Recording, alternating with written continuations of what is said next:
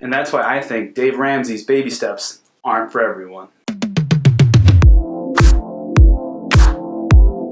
What's up, you guys? My name is Antoine and welcome to my channel, and today I'm going to be going through Dave Ramsey's 7 coveted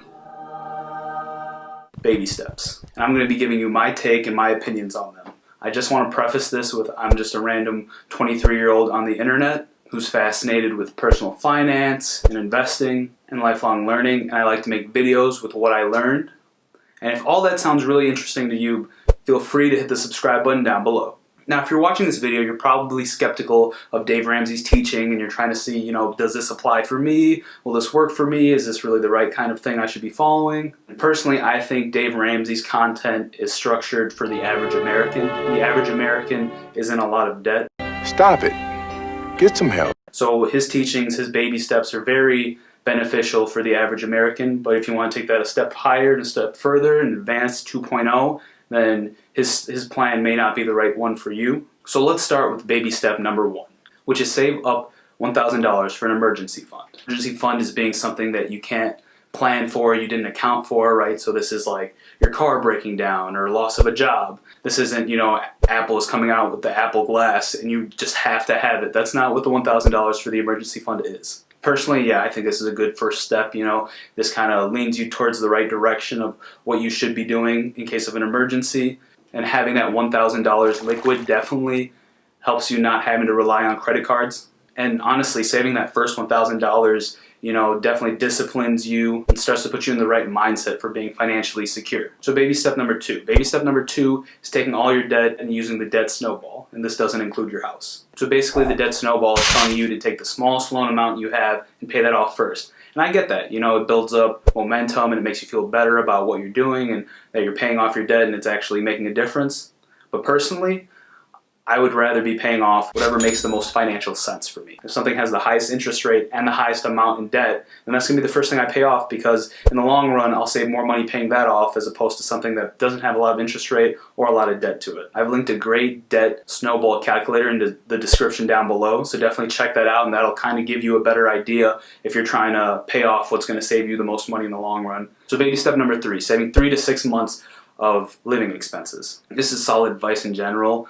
I mean, if you have a family, you should probably be leaning towards more of the 6 months because your risk tolerance is different than someone who's by themselves or they just have a spouse. Now, if you're on a little more advanced version of this and you're a business owner or you're a property owner, then definitely take into consideration the worst case scenario and add that to your 3 to 6 months of emergency funds. So moving on to baby step number 4, investing 15% of your household income into Roth IRAs or tax advantage retirement accounts. I think 15% is a good start, but I feel like if you really want to hit your retirement goals and be able to retire comfortably, 15% should be the starting point and not how much you should be contributing. But if you're starting later, like your mid-30s, you should definitely be putting more in than 15%. If you're younger, you're in your early 20s and you're putting 15%, you get to take advantage of the 8th wonder of the world, compounding interest. Baby step number 5, saving up a college fund for your child. And I get the intent of where this is coming from, like you want your child to be set up for financial success in the future. You don't want them to have to take out a bunch of student loans, and going to college opens a lot of doors. I would kind of agree and disagree with this, mainly just because this kind of forces you to make your child go to college, and college isn't for everyone.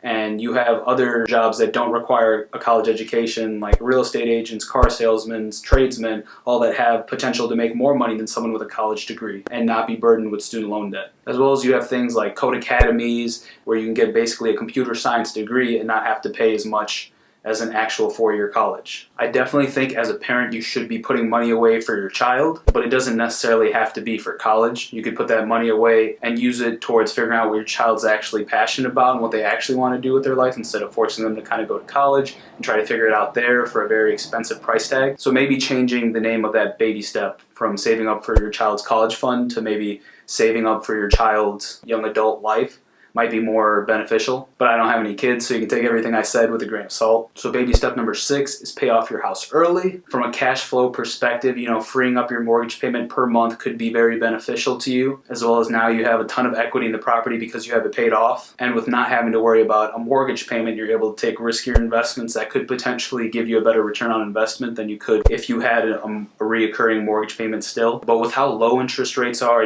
3 to 4, 5%, and you have inflation at 2% every year, you're able to borrow money for really cheap to take it out on a mortgage currently. So personally, I would just use the full extent of the loan and just drag out the mortgage for as long as I'm able to. Baby step number 7, which is my favorite, is build wealth and give. And I agree with this step completely. If you made it all the way out to here from all of Dave Ramsey's baby steps, you're definitely doing well financially. And it's always good to take a step back and see, you know, what caused you to get there, and realizing that not everyone has the same opportunities as you, and being able to give back and donate, I think, is a great way to kind of recap once you've gone through all of Dave Ramsey's baby steps. So all in all, the 7 baby steps that Dave Ramsey has laid out to you and that are coveted is actually a very solid financial plan for the average American. In my opinion, a couple things could be slightly tweaked, and in the future I'm sure we can make one more advanced for business owners and investors. So thanks for watching, guys. As always, if you like this video, hit the subscribe button down below and give this video a like if you liked it. And I'll see you guys in the next one.